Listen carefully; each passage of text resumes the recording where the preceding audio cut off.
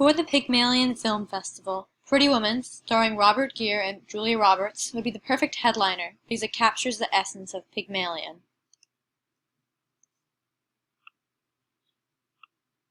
Though Pygmalion has many important aspects, its main spirit captures the differences in social classes and the way people are treated because of their class. This can be affected by characters like Henry Higgins and Colonel Pickering because the way they interact with characters like Eliza can positively and negatively show their differences.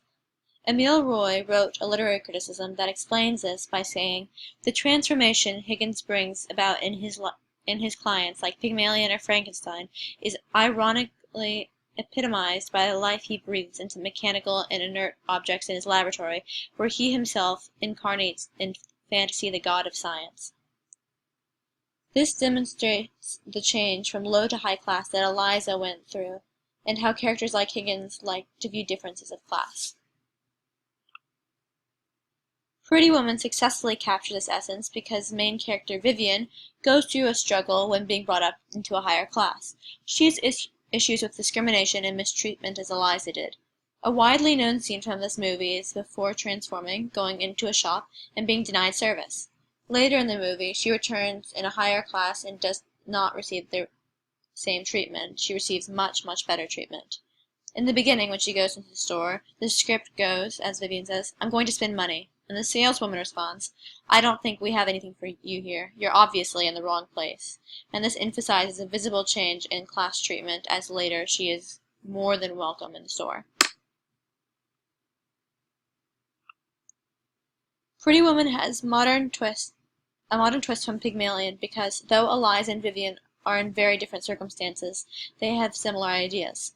Vivian says, "People put you down enough you start to believe it," showing how the dehumanization of the lower class is relevant in her situation as well. This can be related to Eliza because Henry Higgins also treated her like she was something less than a person. And separately, Eliza says, "But they won't take me unless I can talk more gentle," which can be compared to Vivian's situation because whenever she was trying to be taken seriously by Edward's friends and colleagues, she wasn't given the same treatment. The equivalent of her talking gentle is the way she dressed, and Vivian was not taken seriously because of it. Though these characters are very different, in very different situations, their approach is similar, making the two stories work perfectly for the film festival. To continue with the essence of Pygmalion, Emile Roy's literary criticism shows the defined roles of class within characters.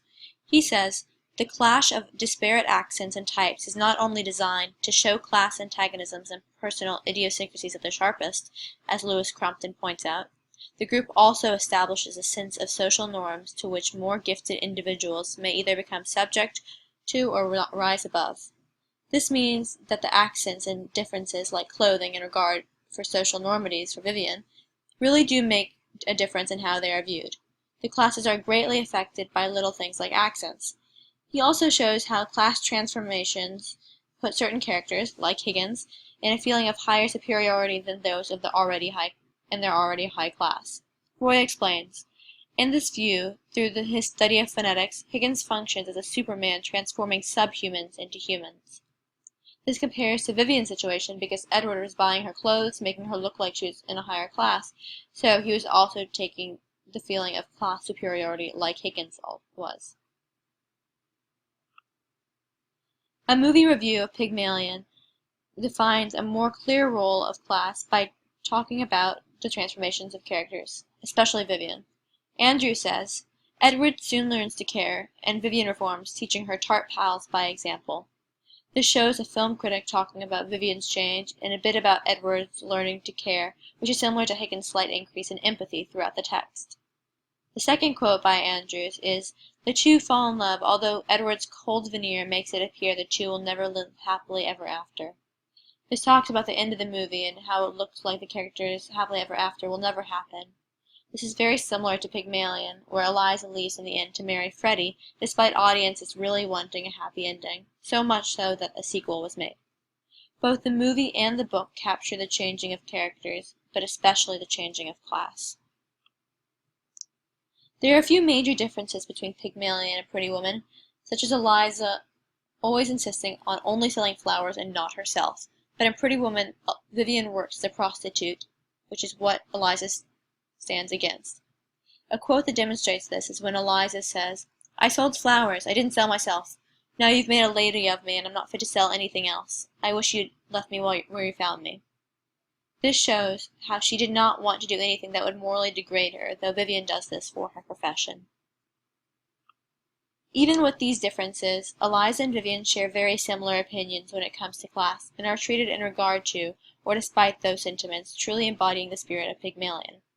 Vivian's sentiment saying, "I want the fairy tale," is because of the hopes and dreams she wants from a higher class, similar to those of Eliza. The two are very similar in their primary themes and spirit of Pygmalion, and therefore should be the main headliner for the Pygmalion Film Festival. Thank you.